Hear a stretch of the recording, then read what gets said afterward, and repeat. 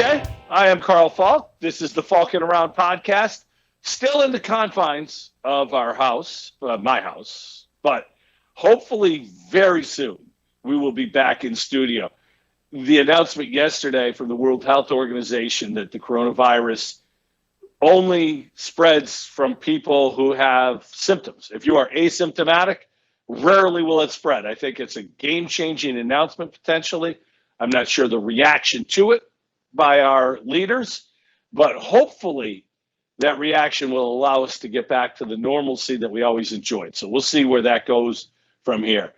There are sports this weekend. The Charles Schwab Challenge golf tournament is going to take place down in Fort Worth, Texas. No fans, but it's a real tournament. And 14 or 16 of the 20 top players in the world. The NASCAR circuit continues to go on. There is signs that we are getting back to the sports world.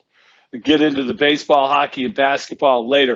Of course, I got to start with the week that was, and an interesting week by any stretch. Last week, we talked about the protests for Black Lives Matter, devolving into looting and rioting and just awful things. And there was some of that this week. But by and large, across our great nation, there were huge protests for Black Lives Matter and powerful protests. Hundreds of thousands of people in the streets protesting, laying down for 8 minutes and 46 seconds. The amount of time that scumbag police officer Derek Chauvin knelt on George Floyd's neck. Just an amazing week in our nation's history.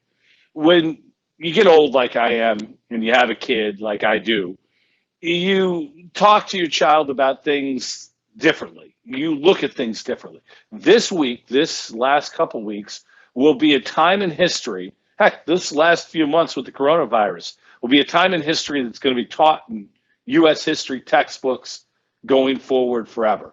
And the teaching part of this past week is going to be incredibly powerful because in some ways, the divide has brought many people together.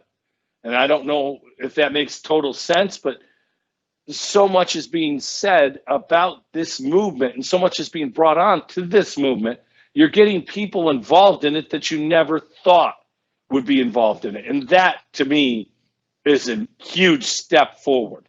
I'm not sure you're going to be able to change some people's minds, but to bring so many people together, it will help go a long way to allowing people to live the same life in this country, regardless of what they look like. And I think that's the ultimate goal it should be the ultimate goal for everybody. And it should be a very simple goal for everybody. Sadly, it is not.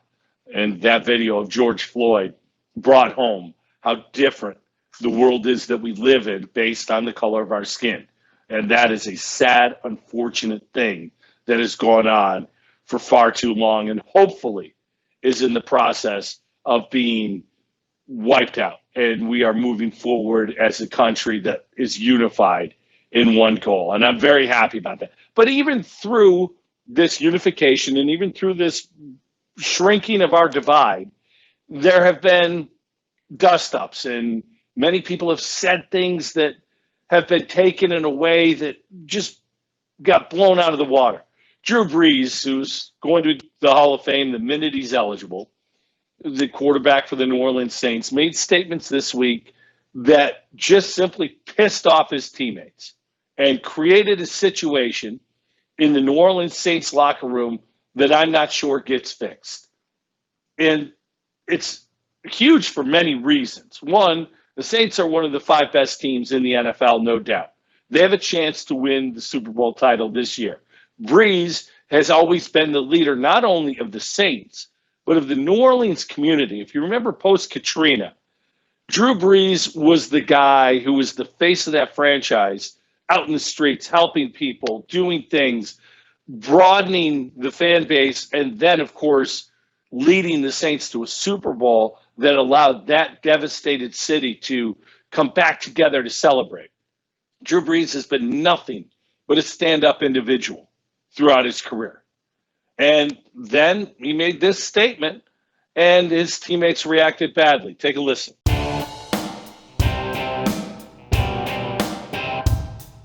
everyone is looking back now at Kaepernick's protests from a few years ago, and obviously they were always about police brutality, and now it's coming back to the fore, and a lot of people expect that we will see players kneeling again if and when the NFL season starts. I'm curious how you think the NFL will and should respond to that, and of course, you're such a leader in the league.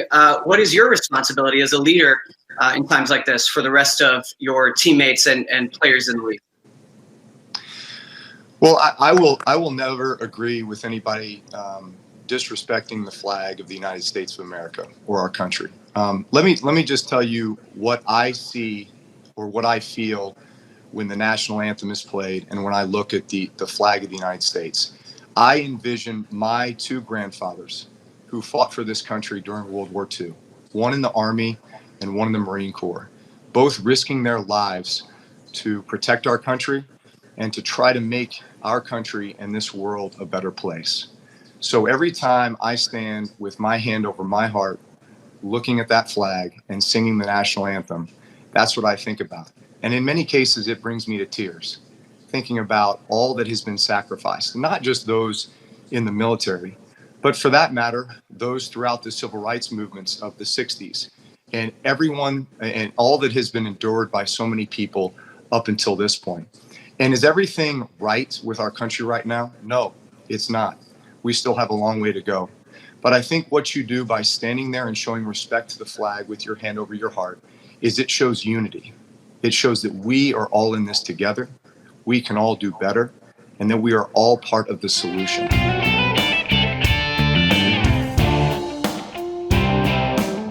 There you hear Drew Brees. In the one line, never will I agree with people who kneeled to the anthem. That was the line that sparked a huge controversy with Drew Brees and his teammates.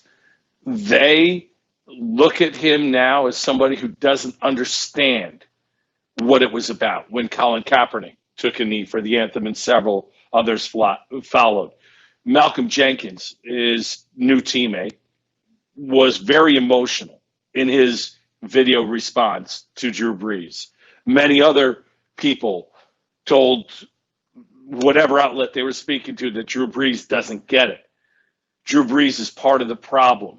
Drew Brees has gone from a guy in a short period of time as somebody who is a leader and a man who gets along with the team. He's one of the guys, one of the best guys, to the guy who doesn't get it. And it's crazy to look that message was heard that way. But I think some perspective is in order to understand. You know, Booger McFarland on ESPN, a guy I don't care for. I've heard very little from his mouth that has made me think that this is a guy I want to listen to. But he said that Drew Brees doesn't listen. And part of me, when I heard that, thinks this is the whole problem with our country.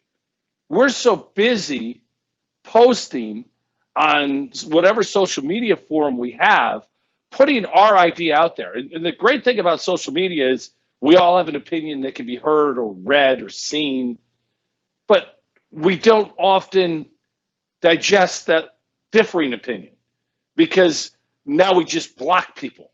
You don't agree with me, you're blocked. And this is the world that we live in 2020 with technology. We don't have conversations. We don't have these late night meaningful conversations. Now, me personally, I grew up in my views on race are somewhat ironic because I grew up in a lily white town. Didn't know people of color until I went to college. And when you live in a small town, and I often say this, small towns, small minds. And that was exactly the case of my upbringing. When I go to college, meet people of color, and hey, that dude's the same as me. Who cares? And I've been fortunate enough to have a lot of great friends who are people of color. We've had great conversations, and they've taught me tremendous things. It's you have to listen. You have to learn. It's like anything else. If you don't know it, don't assume you know it. But again, with social media, opinion, boom, out there. Oh, you disagree? Block. And that's what we do in 2020. We don't have these meaningful conversations. So when Drew Brees said that, you hear it and you think, well, what did he say so wrong? It's his opinion. I thought Michael Wilbon hit on something that really made it stand out why it's a different world, and the reaction to the anthem, the reaction to the kneeling to the anthem is very different for white people and black people. Michael Wilbon on PTI on ESPN.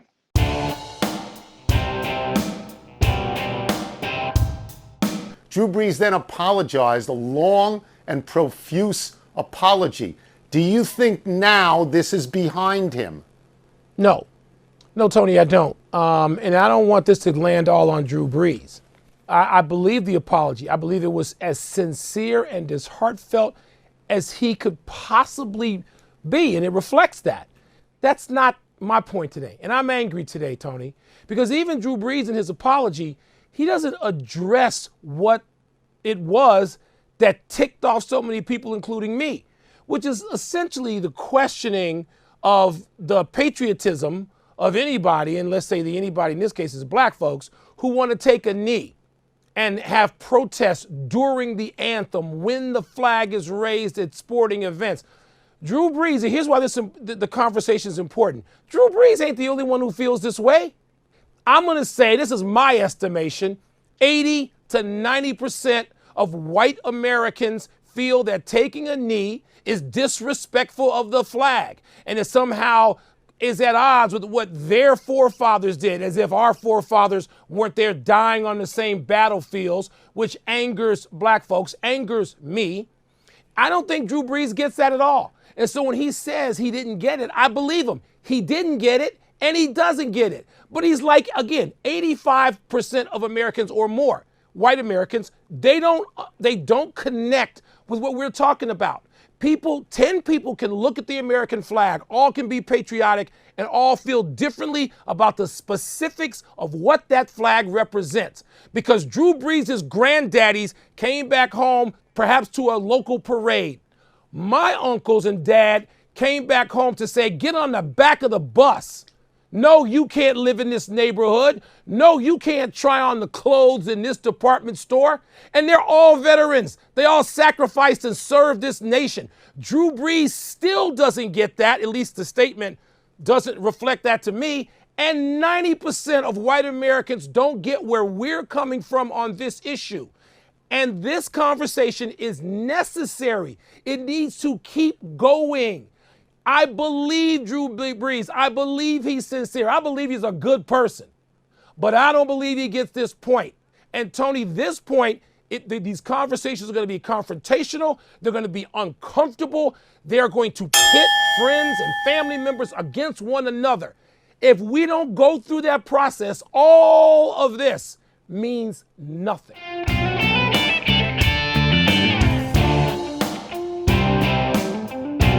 That is some heavy stuff right there. You know, I listened to that and was like, wow. My father, my grandfathers, like Drew Brees, they fought in the wars. My grandfather's in World War I, my dad in the Korean War. The military has always been something that I've held in incredibly high regard and always will. But they, like many others, when they came back from the war, not necessarily war heroes, but they were regarded in a way that was somewhat special, and rightfully so. You leave this continent as an 18-year-old kid, put yourself in harm's way so the rest of us can live a great life in this country, you deserve to be treated with respect and special. I always remember watching the movie Born on the 4th of July, which I thought was a phenomenal movie. I could only watch it once, though, because to think that somebody who went to Vietnam came back and this country basically shit on them was something I couldn't grasp. You go over there and you see things that you'll never unsee, and yet we're supposed to not be happy about what you did to the point where we're going to just spit in your face, literally. It was just an awful reaction at a time in our country. And what Michael Wilbon's clip made me think about is that was an awful time. The Vietnam War era was an awful time for soldiers to come back. There wasn't an awful time for black soldiers to come back, it was always that's what they came back to. Black men who served our country came back to the same crap that they left. Segregated bathrooms, back of the bus, can't live here, can't work here.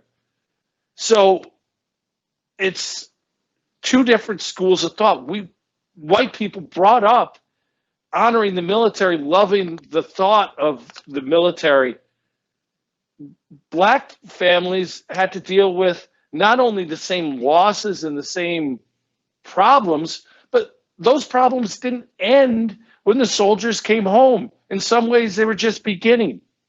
And that's where, still to this day, there is a different philosophy on country between our races. And that's what this march, this Black Lives Matter protest, is hopefully moving us beyond. And I think it's imperative that we do so as a country. I just continue to look at all of the things that have gone on in the last week and a half and all of the things that have been said. I guess as a white person, if your eyes haven't been opened, then you're still not listening. There's been so many things that have been brought out that even an open-minded individual should have learned something in this past week. And I hope that we as a country take that and continue to move forward. I think the learning tools are in front of us, kind of like in college, man. You can pick that book up or go to happy hour. But if you go to happy hour, you're going to be in the same place tomorrow morning when you wake up. I hope we as a country can figure out a way to get ourselves beyond this. So the next question, Drew Brees then apologized and apologized again, and his wife apologized. Where does it go from here? What happens going forward with Drew Brees and the Saints? There is no mini camp opportunity for him to get up and speak. There is no small gatherings. It's going to be training camp, and who knows what that's going to look like. Although we're becoming more and more optimistic, like I said, that training camp is going to go on in somewhat of a normal fashion. So that'll be the opportunity that Brees has to win his teammates over. And you heard Michael Wilbon, is the apology enough? No, it's not. So with that as the hook, it'll be very interesting to see how this season goes. I think if the Saints get off to a good start, Brees plays well, I think even though there may be some underlying tensions, it'll be all good. One common goal, working towards hopefully what they think is a Super Bowl run. They get off to a slow start. Brees doesn't play well, and let's face it, at 41 years old, as great as he's been, he's very much an unknown entity at this point. It'll be interesting to see where it goes from here. The other part of this that I'm intrigued to see is what happens with Colin Kaepernick. Kaepernick has been the face of the kneeling for the anthem movement since he was with the 49ers and decided to take a knee before the anthem in the 2016 season. If you'll remember, he started in the preseason by sitting during the anthem. He met with, at the time, Seattle Seahawks long snapper and former Green Beret Nate Boyer. They had a long conversation. And Nate Boyer convinced Kaepernick not to sit for the anthem, but to take a knee. It's much more respectful. And what Boyer pointed out to Kaepernick was this will be a protest that is heard, not dismissed because of anger. Well, that didn't happen. People reacted to Kaepernick and others kneeling in a way that I don't think anyone would have foreseen coming. Let's face it. In 2016, the last year that Colin Kaepernick played, he threw 16 touchdowns, only 4 interceptions. It was a terrible 49er team. They were 1-10 in games he started. He ran for about 400 yards, a couple more touchdowns. Kaepernick is certainly capable of being on a team. From there, he had 2 real good opportunities. With the Broncos, they were going to make a trade for him, but John Elway wanted Kaepernick to take a pay cut as he may have been a backup at the time. Kaepernick said no. With the Ravens did a lot of research into should we sign him and bring him in, and so much so that they used and enlisted Ray Lewis, their great murdering linebacker, to go out to the community and give feelers as what will the reaction be. And when it looked like the Ravens were going to offer Kaepernick a contract, his girlfriend, who was the impetus behind him becoming an activist, made statements about Ravens owner Steve Biscotti that he was a plantation owner of sorts and a slave owner because he was the owner of a football team, and the Ravens backed away. And Kaepernick hasn't played since, and the kneeling issue hasn't gone away in the NFL. And as a matter of fact, and I'm going to get to it, it's going to be stronger than ever when football is played. Does Kaepernick get an opportunity? Does Kaepernick become now the face of the comeback of this nation? That, let's face it, we're in need of a comeback. This coronavirus and all the racial tensions that have gone on over the last, this country needs a comeback. And Kaepernick getting signed would view the NFL in a way that they're willing to now do some different things. To me, the one team that makes sense, and there is only one team that makes sense, would be the Los Angeles Chargers. The Chargers have Anthony Lynn as their head coach, an African-American man, strong man. And whoever the coach for Colin Kaepernick's new team, if it were to happen, has to be a strong man. Has to be. Because the media crush will be relentless. He also would fill a need. If you look at the quarterback room right now for the Chargers, they have Justin Herbert, who was a project but a top 10 pick in the last draft. They have former Bill Tyrod Taylor, who's serviceable but not spectacular. Kaepernick would be somebody who could fit that room. There's another part of it. Let's not forget the NFL is a business. It's all about the money always. The Chargers are the second fiddle team, even though they may be the better team this year, in LA. They're going to share the Rams' new stadium. The Chargers couldn't sell out a soccer stadium in LA over the last couple of years.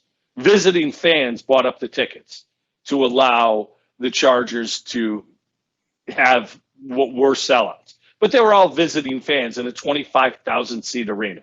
Now you're moving into this huge new arena. You need to sell tickets. Colin Kaepernick certainly would do that. It's the Howard Stern theory. You don't have to like me to listen. People who dislike me listen twice as long.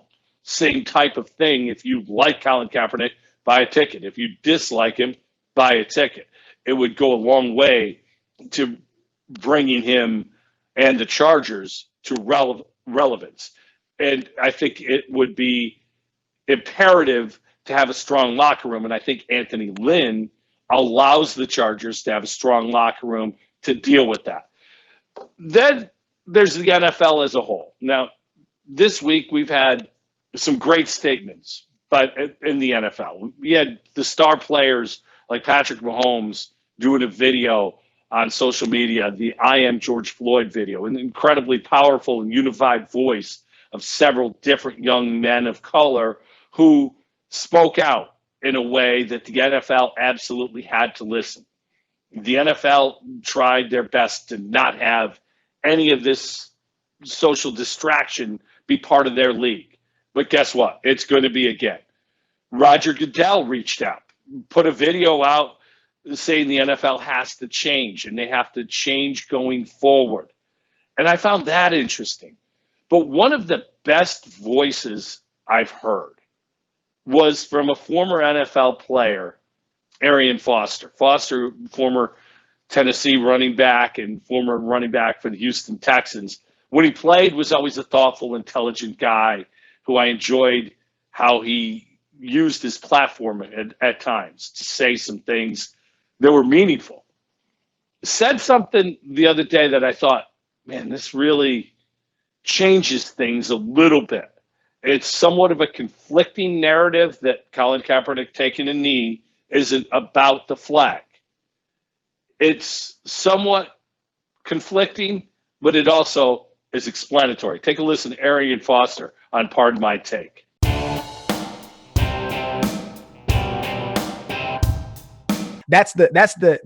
So when I was having a conversation with Tommy Lauren, and she was explaining to me how she felt like the initial protest, the kneeling, was disrespectful. And I was telling her that you don't have a monopoly on what it means to be American and how to feel in America. And so when you see the flag and the Star Spangled Banner and the stripes, you get a real visceral, feel good feeling about. I don't feel that shit at all. I don't. And you can't make me feel that shit. I wish I did feel that shit when I heard the Star Spangled Banner National. I wish I did, but I don't like the song. The flag, I'm real indifferent about the flag. I don't feel like this inherent, like, I love to be an American. Like, it's just not, and a lot of us feel like that. I'm very grateful for the opportunities that I've had. I'm very grateful for all of that shit. But the experience that I've had in America does not make me feel all happy, joy, like it does for you when you say, I'm American, right? It's not the same. And that experience is valid, right? And what they're doing is they're trying to invalidate that experience. And anytime you do that, you're going to lose that battle, because this is how people feel. You can't argue with emotions. Right. And so you have to acknowledge that. And if you want any kind of, if you are for any kind of diplomacy, if you really want peace, like you say you do, then you'll listen.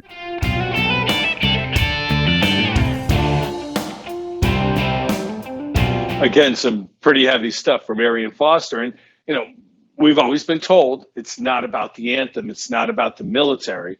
And while Arian Foster isn't saying I'm protesting the military or the anthem, he's just saying that the flag means something different to me than it may to you. And here's why. My experience hasn't been your experience. And again, these are the communication, the discussions that we all need to have. We need to listen to things like that, to understand that we don't all see things the same way, and get to a point where we can understand each other's differing opinions. And I thought that was a great point made by Arian Foster. The NFL frowns upon kneeling for the anthem. Colin Kaepernick was blackballed from the league. He settled the lawsuit. So if you think, well, he chose not to play. No, he settled the lawsuit, was paid because of his collusion lawsuit. The NFL didn't admit guilt, but they wrote a big check to him, which, if I don't admit I'm guilty, but I write a check, guess what? I'm admitting I'm guilty, just trying to save myself money. During the time that Colin Kaepernick has not played in the league, the NFL has given new contracts to Greg Hardy. Threw a woman against a wall, threw her onto a bed and choked her, a bed full of guns, by the way. Quincy Enunwa got a domestic violence arrest for beating up his girlfriend, got a new contract. Ezekiel Elliott got a new contract after his accusations a couple years ago. Even a kicker, Josh Brown of the Giants. This is a guy who had several run-ins with police. He got a new contract. He's a kicker. Kickers suck. Yet Colin Kaepernick couldn't get a job. You say what you want, but those facts don't lie. You beat your girlfriend, you can still rush the passer. I'm going to give you $12 million. You take a knee for the anthem. Oh, no, can't have you. The NFL's hypocrisy has come to rear its ugly head, and now it needs, going forward, to unify. And the statement by Roger Goodell needs to be backed up. There's another part of this that's going to happen. I mentioned the kneeling. Game 1, week 1, whenever that is, you're going to see players from around the league kneel. And frankly, I think teams are going to kneel for the anthem. Not just players, teams. And I think it's going to be, if you don't kneel, you stay in the locker room, because you're not going to want to be out there and be the one or two guys standing, I think. We'll see how this plays out. But the other part of this is, there's a guy who used this kneeling politically and did so exceedingly well. His name's Donald Trump. He's our president. And when the last time this came around, Donald Trump made the statement, fire the sons of bitches who kneel. If they kneel, fire them. His base loved it. Donald Trump's base is going to hate the NFL if players kneel. And it's for pretty obvious reasons that I don't have to get into because you can understand why they'll hate it. But it's going to happen. And Trump, who wasn't allowed, the NFL owners group, the 32 NFL owners, is the ultimate old boys network.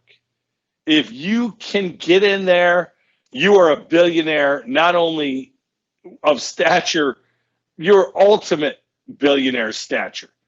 To get into that club, it's one of the most exclusive clubs. Billionaires like Donald Trump haven't been able to get in there. Remember, the USFL, he thought when all of this USFL thing was going on, that the USFL was going to be to the NFL as the ABA was to the NBA. Didn't happen. They won the lawsuit and won $1. And Donald Trump's NFL dreams at that point went away. He tried a couple of years ago to buy the Bills before the Pagulas did. Didn't happen. He has held a grudge against the NFL since the mid-'80s when he was a USFL owner. And it's going to come out again. He already said that Drew Brees was right with what he said and shouldn't apologize. Brees then said to the president, no, I had to apologize. I was wrong. Trump doubled down. Trump is starting again to get on people who kneel. Here's the other thing. When players kneel, Jerry Jones, who last time around said, any players kneel for the anthem of mine, they'll be benched. If Jerry Jones does that this time, the Cowboys, another team who have aspirations because they have a very good roster, their season's going to go up in flames because it's going to create chaos within the locker room. It's going to create chaos within the league. And some owner, because these are old dudes who never feel they have to answer to anybody, is going to do or say something that's going to create a situation that's going to be tough for them to come back from. You know, over the last couple of years, we've heard a couple owners. There's Jerry Richardson was forced to sell the Carolina Panthers because he said some things and did some things. Bob McNair, the Texans owner, said some things. There's going to be more and more of it this time around, I believe, because most of these owners have never been told no before. So the NFL, hoping that they get to play, hoping the season goes on, there's now a narrative that's going to go along with it that's going to create tension within the league, tension within the locker rooms, and it's going to be incumbent on Roger Goodell to be that strong commissioner to keep the boat, if you will, going down the right course. Keep it in the smooth waters. I don't know that it'll be able to happen. Guys like Jerry Jones have never been told they couldn't say things before. It's going to be a new stretch. And remember, JJ has his press conference every game, right after the game, right outside the locker room. It's different in Dallas than anywhere else. I just don't know how this is going to react. But, you know, again, that's assuming we have a season. We'll see. A season that I'm becoming less and less optimistic we'll see is the one that should be going on right now. Major League Baseball, it seems every week when I do my podcast, I talk about there have been proposals back and forth. This proposal and that proposal and, you know, the 48 games or 78 games, 110 games. Here we are in mid-June now. We're basically mid-June. There is no settlement, and we're not close. The owners yesterday exchanged another proposal. So far, the owners have given the players 3 sets of proposals, varying games, varying ways that the money, the salaries for the players will work. Each of those salaries amounted to a 33% reduction So the owners have given 3 different proposals that all come to the same conclusion. You're going to take a 33% pay cut, even on your prorated salary. I'm not sure the players will cave on this one, but unless they do, I don't think there's going to be baseball. I really don't. And baseball is missing such a huge opportunity. The golf this weekend and the NASCAR ratings, they will be through the roof over the next month because there is nothing else to watch. People are watching baseball from Korea because it's a live sporting event. Major League Baseball could be front and center, could be the only thing. And one thing the latest owner's proposal said was that the season would end in late September and they would not go past October. This fall will be an unprecedented time for sports coverage on TV. You're going to have golf majors. You're going to have college football, college basketball. The NBA and the NHL startups are going to be played in the fall, their playoffs. So if Major League Baseball is going against all of those and college football, it's going to be left way back. And the owners know this. I really believe that there is a strong part of the ownership group that is looking at this saying, we are better off not having a season, retooling, go forward next year. Completely save our money. Don't lose any more for this season. You're not paying salaries if you don't have a season. Your fixed costs are your costs for the season. And I think those losses are far less substantial than if you pay players and don't have fans. And the logistics could really cause a lot of troubles as well. Now, the players, many of them are hoping they get an opportunity to play because, let's face it, playing careers are short. If you're a 4A player, guy who plays in AAA and goes up, you need an opportunity to make the team, to make some money, because you've got a very short window of success. The only thing that gives me hope that there's going to be a season, because at this point, I don't think there is. I read this morning, Trevor Plouffe, the former Red Wing, former Minnesota Twin, he played for a few other teams as well, has been ahead of the game with his tweets somewhat cryptically about there's going to be this, there's going to be this. He's been right about it a lot. Almost Jose Canseco-ish with the steroids. But Canseco, of course, was the guy on steroids, so of course he knew it. But Plouffe has known these things and has been right about them. This morning, tweeted out cryptically, tomorrow's going to be a big day. So let's see what happens tomorrow, which if something good happens on June 10th, tomorrow, then maybe there will be a season. Or maybe tomorrow's the day that no season becomes apparent. But Major League Baseball, again, just not getting its act together. And frankly, I think it's a planned loss. You know what you're losing at this point with no season. That may be much more palatable to deal with than the possibility of losing more. One thing I want to throw out, too, is my New York Mets. I'm a Mets fan. If you listen to me on the radio, you know that. Their ownership group is a joke. We all know that. The Wilpons are terrible owners. They had come close to a sale in the fall, late fall, early winter, to billionaire Steve Cohen, $2.6 billion. It fell through because they wanted to continue to control the team, the Wilpons did, for the next 5 years. It wasn't going to happen. Steve Cohen pulled out. That $2.6 billion didn't include the network SNY. Now the Wilpons are actively trying to sell the franchise. J-Lo and A-Rod are possibilities. But the reality is this team has to sell. Citi Field has bond ratings. They have bonds that they use to build it. And the payments on these bonds, biannual, $22 million a year, I believe, are something that the Wilpons have to make. And apparently this year they can make them. But they won't be able to make them next year.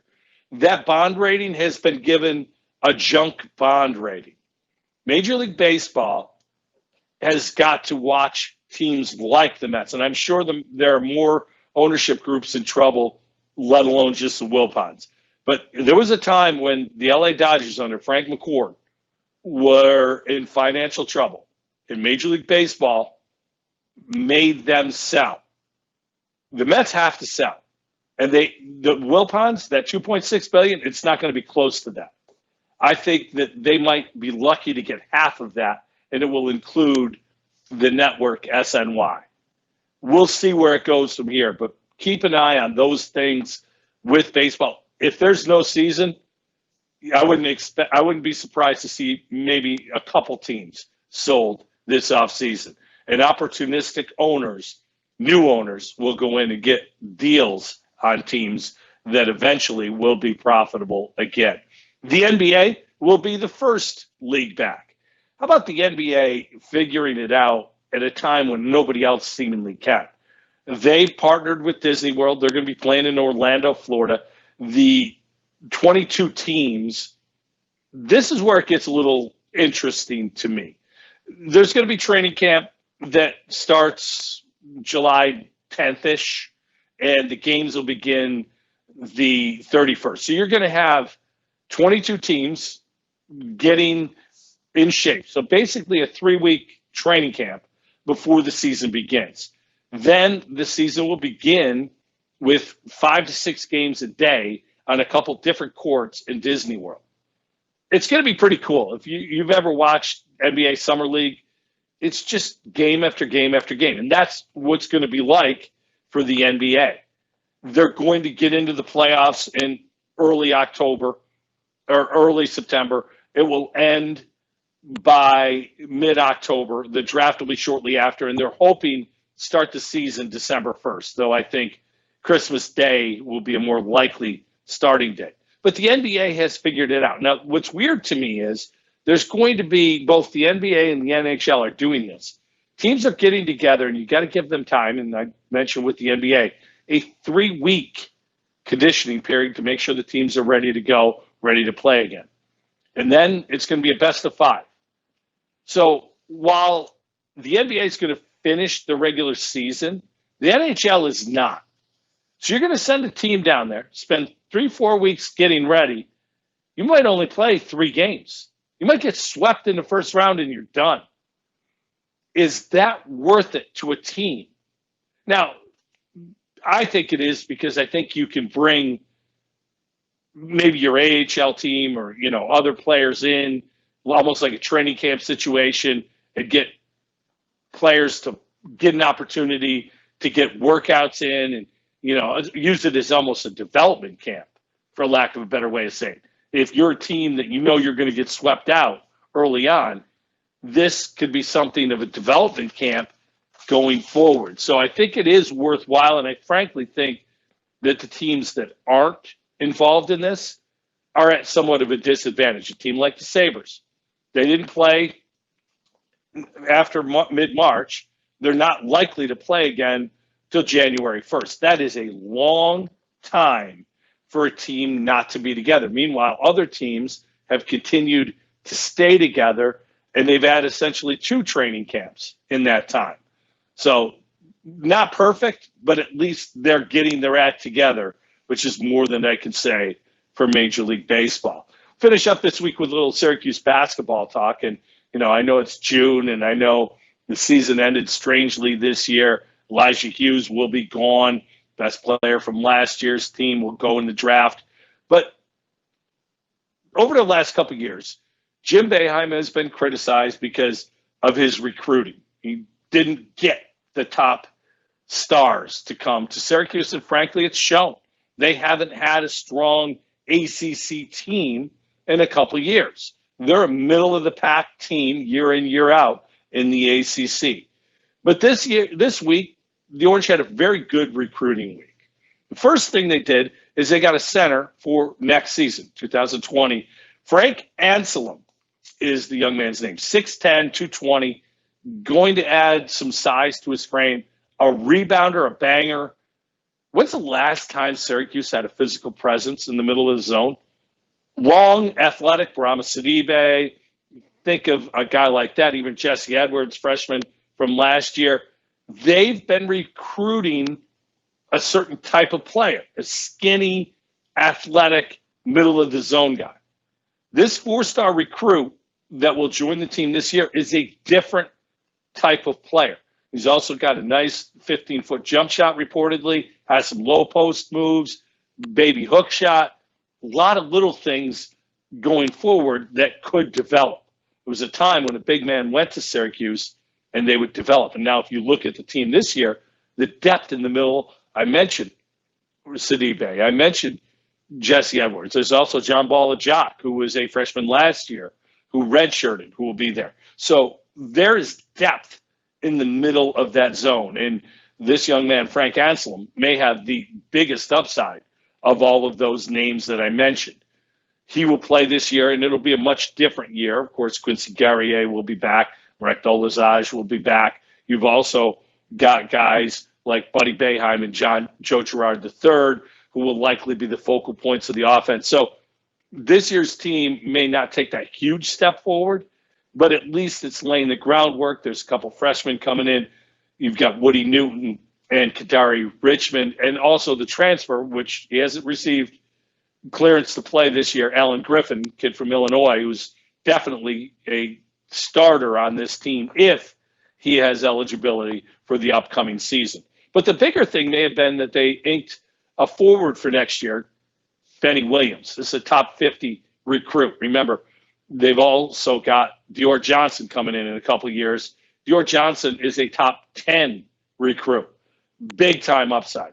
Jim Boeheim may not be getting the Billy Owens, Derek Coleman's that he used to get, but I think that this week and the Dior Johnson thing is showing that this new staff, and remember when Mike Hopkins left and went to UW, it took a huge part of their recruiting base out west with him.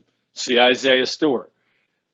I think this week shows that the staff has now gotten their footing solidly beneath them, and the recruiting has finally stepped back to where it used to be.